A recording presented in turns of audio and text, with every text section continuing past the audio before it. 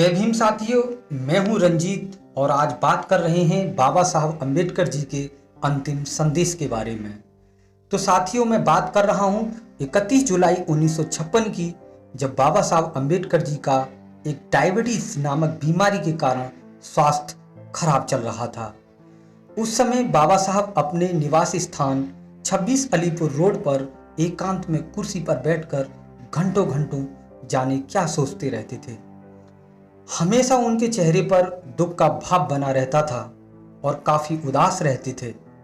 बाबा साहब के काफ़ी करीबी व बाबा साहब के निजी सचिव नानक चंद रत्तू बाबा साहब की सेवा में साये की तरह रहते थे और बाबा साहब का हर समय ध्यान रखते थे।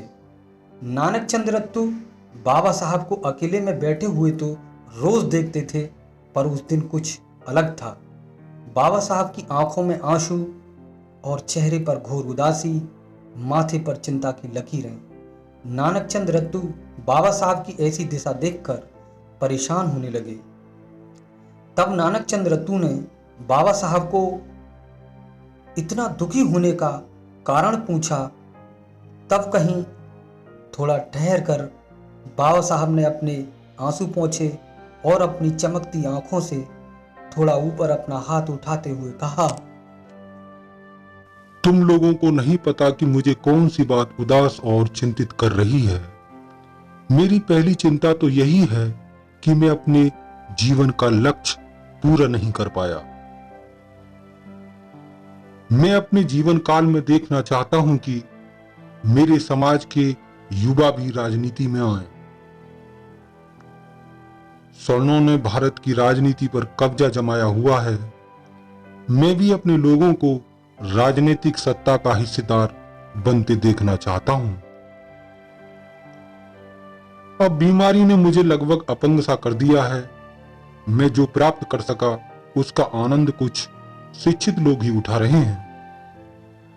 पढ़ने लिखने के बाद पढ़े लिखे लोगों ने समाज की तरफ से अपना मुंह मोड़ लिया।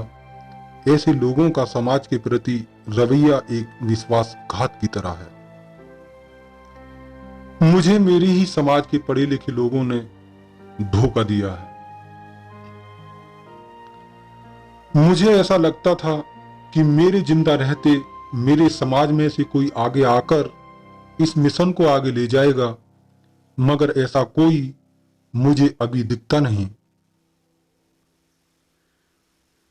जिनके ऊपर मुझे भरोसा था, विश्वास था, वह लोग सत्ता के लिए आपस में ही लड़ रहे हैं। वह लोग यह नहीं समझ रहे हैं कि कितनी बड़ी जिम्मेदारी उनके ऊपर है। समाज के कुछ शिक्षित लोगों ने अपने धोखे और कपटपूर्ण कार्य से अपने आप को निकम्मा सिद्ध कर दिया है। उनकी अपने पद दलित भाइयों के प्रति कोई सहानुभूति नहीं है। वे मेरी कल्पना से परे हो गए हैं और अपने व्यक्तिगत लाभ के लिए जी रहे हैं। अब मैं अपना ध्यान गांव की उस विशाल निरक्षर जनसंख्या की ओर लगाना चाहता हूं, जो अभी भी तकलीफ उठा रही है और जिनकी आर्थिक स्थिति आज भी लगभग वैसी की वैसी है।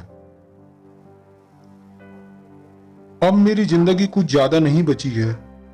मैं ये चाहता हूं कि मेरी सारी पुस्तकें मेरे जीते जी छप जाएं।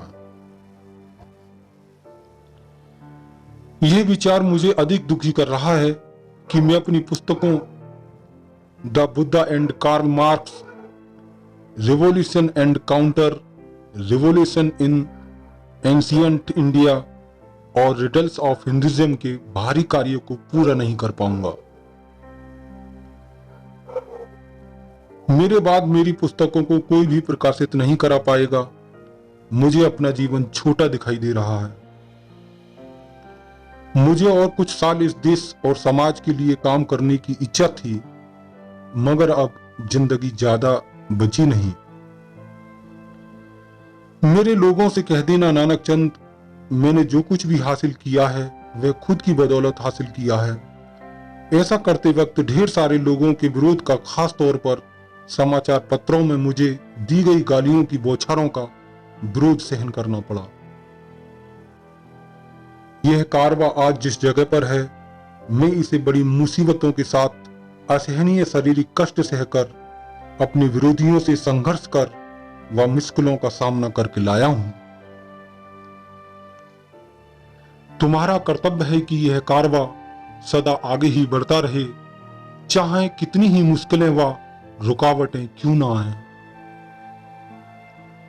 यदि मेरे अनुयायी मेरे कारवा को आगे ना बढ़ा सकें तो यही छोड़ दें, लेकिन किसी भी हालत में इसे पीछे ना जाने दें। यही मेरा अंतिम संदेश है। तो साथियों, आज की वीडियो में इतना ही। और जो हमारी वीडियो को पहली बार देख रहे हैं, अगर हमारी वीडियो अच्छी लगती है तो हमारे चैनल को लाइक और सब्सक्राइब करें। जय भीम, जय भारत।